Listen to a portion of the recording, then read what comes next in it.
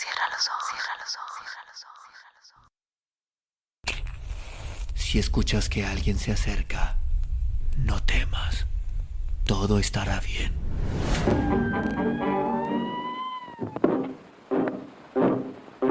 Oh, I'm going down to St. James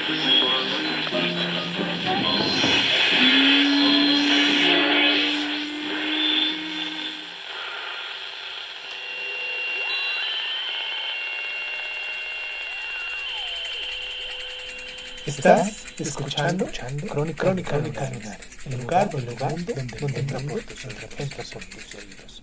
Bienvenido. Capítulo 2. De pequeños, Hassan y yo solíamos trepar a los álamos que flanqueaban el camino de entrada a la casa de mi padre para molestar desde ahí a los vecinos colando la luz del sol en el interior de sus casas con la ayuda de un trozo de espejo. Nos sentábamos el uno frente al otro en un par de ramas altas, con los pies desnudos colgando y los bolsillos en los pantalones llenos de moras secas y de nueces. Nos turnábamos con el espejo mientras nos comíamos las moras. Nos las lanzábamos, jugábamos y nos reíamos. Todavía veo a Hassan encaramado en aquel árbol, con la luz del sol parpadeando a través de las hojas e iluminando su cara casi perfectamente redonda, una cara parecida a las de una muñeca china tallada en madera. Tenía la nariz ancha y chata. Sus ojos eran rasgados e inclinados, semejantes a las hojas del bambú. Unos ojos que, según les diera la luz, parecían dorados, verdes e incluso de color zafiro. Todavía veo sus diminutas orejas bajas y la protuberancia puntiaguda de su barbilla. Un ápice carnoso que parecía como añadido en el último momento. En el labio partido, a medio de terminar, como si un fabricante de muñecas chinas se le hubiera escurrido el instrumento de la mano o simplemente se hubiera cansado y hubiera abandonado su obra. A veces, subido en aquellos árboles, convencía a Hassan de que disparara nueces con el tirachinas al pastor alemán tuerto del vecino. Hassan no quería, pero si yo se lo pedía de verdad, era incapaz de negarse. Hassan nunca me negaba nada. Con el tirachinas era infalible. Ali, el padre de Hassan, siempre nos pillaba y se ponía furioso. Todo lo furioso que puede ponerse a alguien tan bondadoso como él. Agitaba la mano y nos hacía señales para que bajáramos del árbol. Luego nos quitaba el espejo y nos decía lo mismo que su madre le había dicho a él, que el demonio también jugaba con espejos, concretamente para distraer a los musulmanes en el momento de la oración. Y cuando lo hace, se ríe, añadía luego, regañando a su hijo. Sí, padre, musitaba Hassan, mirándose los pies, pero nunca me delató. Nunca dijo que tanto el espejo como lo de disparar nueces al perro del vecino eran ideas mías. Los álamos bordeaban el camino adoquinado con color ladrillo que conducía hasta un par de verjas de hierro forjado que daban paso a la finca de mi padre. La casa se alzaba a la izquierda del camino. El jardín estaba al fondo. Todo el mundo decía que mi padre, mi baba, había construido la casa más bonita de Wazir al-Bar Khan, un barrio nuevo y opulento situado en la zona norte de Kabul. Algunos aseguraban incluso que era la casa más hermosa de todo Kabul. Una ancha entrada, flanqueada por rosales, daba acceso a la amplia casa de suelos de mármol y enormes ventanales. Los suelos de los 4 baños estaban enlosados con intrincados azulejos escogidos personalmente por Baba en Isfahán. Las paredes estaban cubiertas de tapices tejidos en oro que Baba había adquirido en Calcuta, y del techo abovedado colgaba una araña de cristal. En la planta superior estaba mi dormitorio, la habitación de Baba y su despacho, conocido también como el salón de fumadores, que olía permanentemente a tabaco y canela. Baba y sus amigos se recostaban ahí en los sillones de cuero negro después de que Ali les sirviera la cena. Rellenaban sus pipas, lo que Baba llamaba engordar la pipa, y discutían de sus 3 temas favoritos: política, negocios y fútbol, A veces le preguntaba a Babá si podía sentarme con ellos, pero él, aferrado al marco de la puerta, me contestaba: «No digas bobadas, estas no son horas. ¿Por qué no lees un libro?». Luego cerraba la puerta y me dejaba ahí, preguntándome por qué para él nunca eran horas. Yo me quedaba sentado junto a la puerta con las rodillas pegadas al pecho, a veces 1 hora, a veces 2, escuchando sus conversaciones y sus carcajadas. El salón, situado en la planta baja, tenía una pared curva con las vitrinas hechas a medida donde se veían expuestas diversas fotografías de familia. Una foto vieja y granulada de mi abuelo con el Shah Nadin, tomada en 1931, 2 años antes del asesinato del rey. Están de pie junto a un ciervo muerto con botas que le llegan hasta las rodillas y un rifle cruzado sobre los hombros. Había también una foto de la noche de bodas de mis padres. Babá vestía traje oscuro y mi madre, que parecía una joven princesa sonriente, iba de blanco.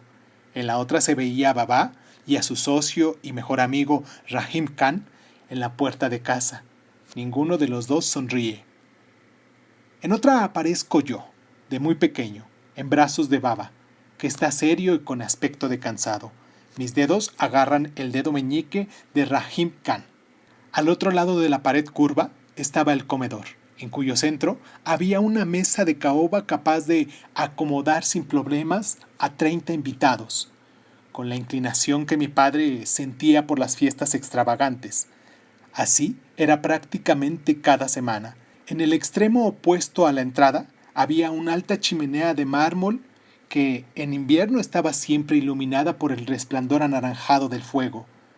Una gran puerta corredera de cristal daba acceso a una terraza semicircular que dominaba casi 1 hectárea de jardín e hilera de cerezos. Babá y Ali habían plantado un pequeño huerto junto a la pared occidental.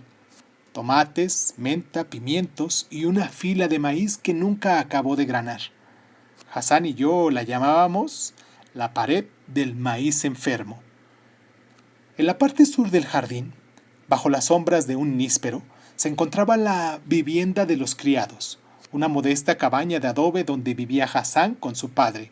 Fue en aquella pequeña choza donde nació Hassan en el invierno de 1964, justo 1 año después de que mi madre muriera al darme a luz. En los 25 años que viví en aquella casa, podían contarse con los dedos de la mano las 3 veces que entré en el hogar de Hassan y Ali. Hassan y yo tomábamos caminos distintos cuando el sol se ponía detrás de las colinas y dábamos por finalizados los juegos de la jornada. Yo pasaba junto a los rosales en dirección a la mansión de Babá y Hassan se dirigía a la choza de adobe donde había nacido y donde vivía. Recuerdo que era sobria y limpia y estaba tenuemente iluminada por un par de lámparas de queroseno. Había 2 colchones situados a ambos lados de la estancia y entre ellos una gastada alfombra de Herat con los bordes deshilachados. El mobiliario consistía en un taburete de 3 patas y una mesa de madera colocada en un rincón, donde dibujaba Hassan. Las paredes estaban desnudas, salvo por un tapiz con unas cuerdas cosidas que formaban la palabra Allah Akbar. Babá se lo había comprado a Ali en uno de sus viajes a Mashhad. Fue en aquella pequeña choza donde la madre de Hassan, Sanaubar, dio a luz un frío día de invierno de 1964, mientras que mi madre sufrió una hemorragia en el mismo parto que le provocó la muerte. Hassan perdió a la suya 1 semana después de nacer. La perdió de una forma que la mayoría de los afganos consideraba mucho peor que la muerte. Se escapó con un grupo de cantantes y bailarines ambulantes. Hassan nunca había hablado de su madre. Era como si no hubiese existido. Yo me preguntaba si soñaría con ella. ¿Cómo sería? ¿Dónde estaría? Me preguntaba si Hassan albergaría esperanzas de encontrarla algún día. ¿Suspiraría por ella como lo hacía yo por la mía? Un día nos dirigíamos a pie desde la casa de mi padre hacia el cine Zainab para ver una nueva película iraní, y como solíamos hacer, Tomamos el atajo que cruzaba por los barracones militares que había instalado cerca de la escuela de enseñanza media de Itixlal. Baba nos tenía prohibido tomar ese atajo, pero aquel día se encontraba en Pakistán con Rahim Khan. Saltamos la valla que rodeaba los barracones. Atravesamos a brincos el pequeño riachuelo e interrumpimos en el polvoriento campo donde había unos cuantos tanques viejos y abandonados. Un grupo de soldados, sentados en cuclillas a la sombra de uno de los tanques, fumaba y jugaba a las cartas. Uno de ellos alzó la vista, le dio un codazo al que tenía a su lado y llamó a Hassan. «¡Hey, tú!», dijo. «Yo a ti te conozco». Nunca lo habíamos visto. Era uno de los hombres que estaban agachados. Tenía la cabeza afeitada y una incipiente barba negra. Su maliciosa manera de sonreír me espantó. «Sigue andando», le murmuré a Hassan. «¡Tú! ¡El Hazara! ¡Mírame cuando te hablo!», ladró el soldado. Le pasó el cigarro al tipo que estaba a su lado y formó un círculo con los dedos pulgar e índice de la mano.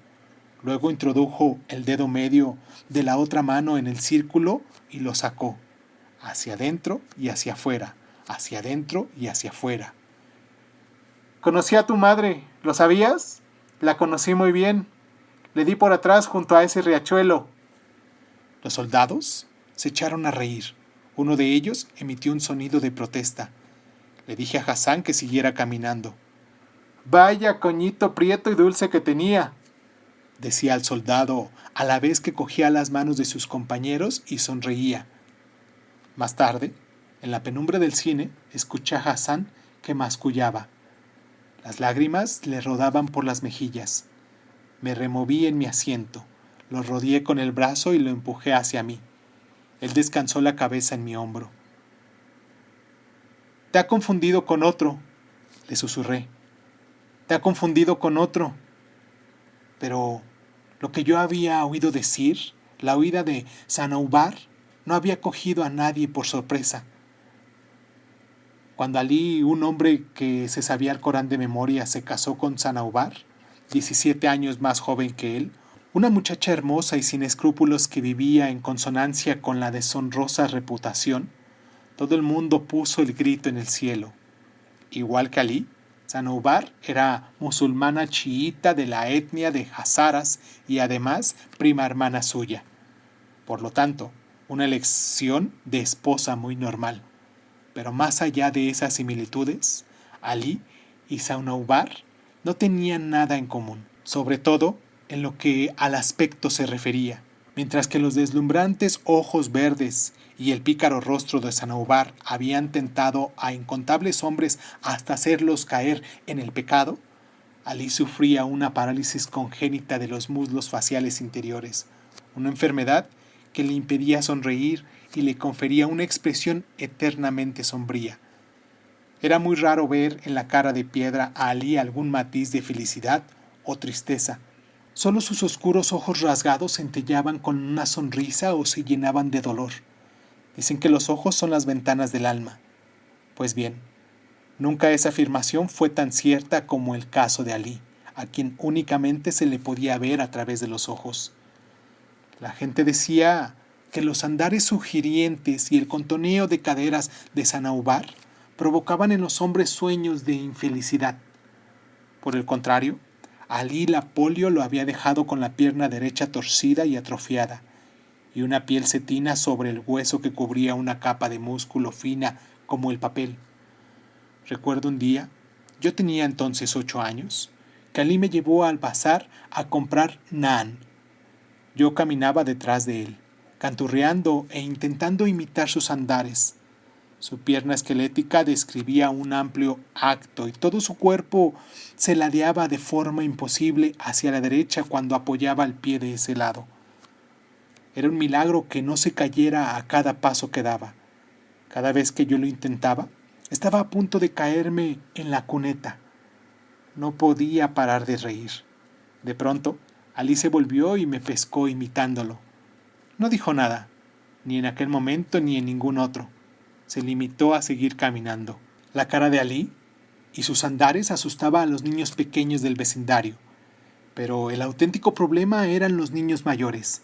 Esos lo perseguían por la calle y se burlaban de él cuando pasaba cojeando a su lado. Lo llamaban Babalú, el coco. «Hola, Babalú, ¿a quién te has comido hoy?», les petaban entre un coro de carcajadas. «¿A quién te has comido, Babalú? Nariz chata». Lo llamaban nariz chata porque tenía las típicas facciones mongolas de los Hazara, lo mismo que Hassan. Durante años, eso fue lo único que supe de los Hazara, que eran descendientes de los mongoles y que se parecían mucho a los chinos.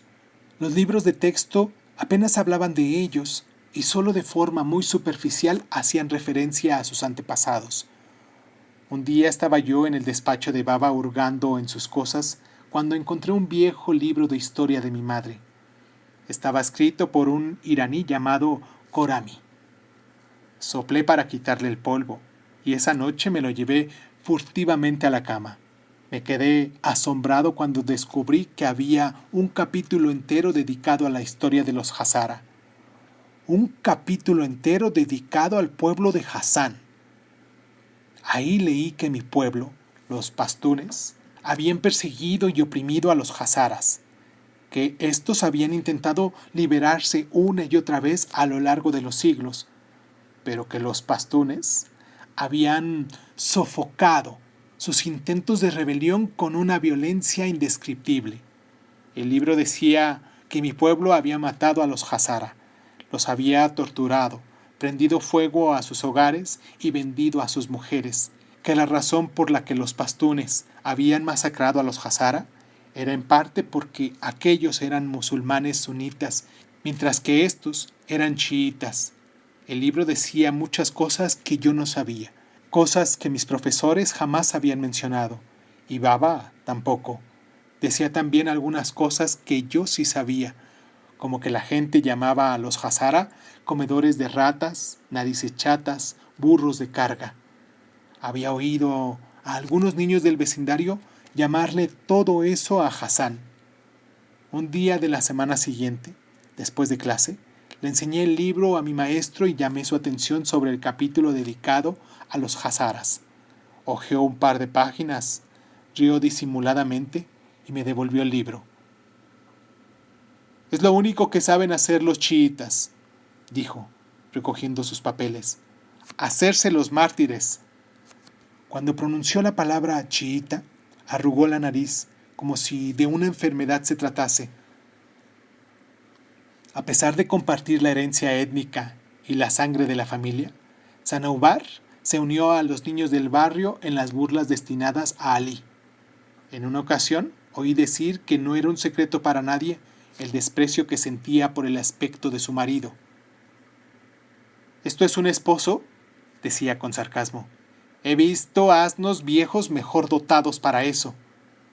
Y al final, todo el mundo comentaba que el matrimonio había sido acordado entre Ali y su tío, el padre de Sanaubar. Decía que Ali se había casado con su prima para restaurar de algún modo el honor mancillado de su tío. Ali nunca tomaba represalias contra sus acosadores.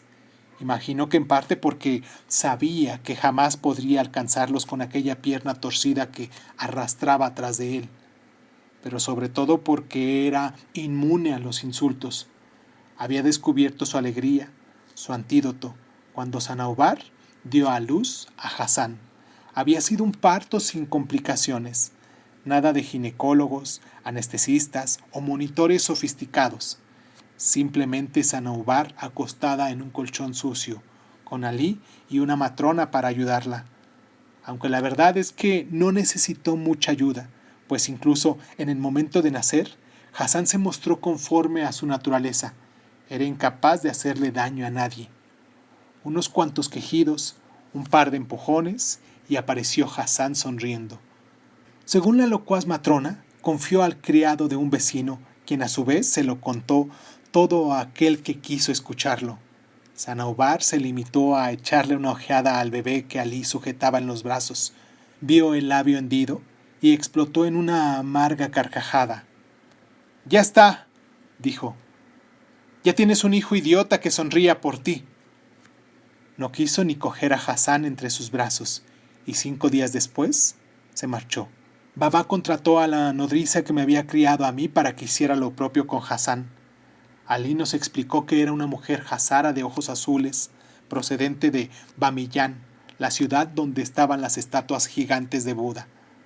Tiene una voz dulce y cantarina, nos decía. A pesar de saberlos de sobra, Hassan y yo le preguntábamos qué cantaba. Ali lo había contado centenar de veces, pero queríamos oírlo cantar. Entonces se aclaraba la garganta y entonaba. Yo estaba en una montaña alta y grité el nombre de Ali, León de Dios.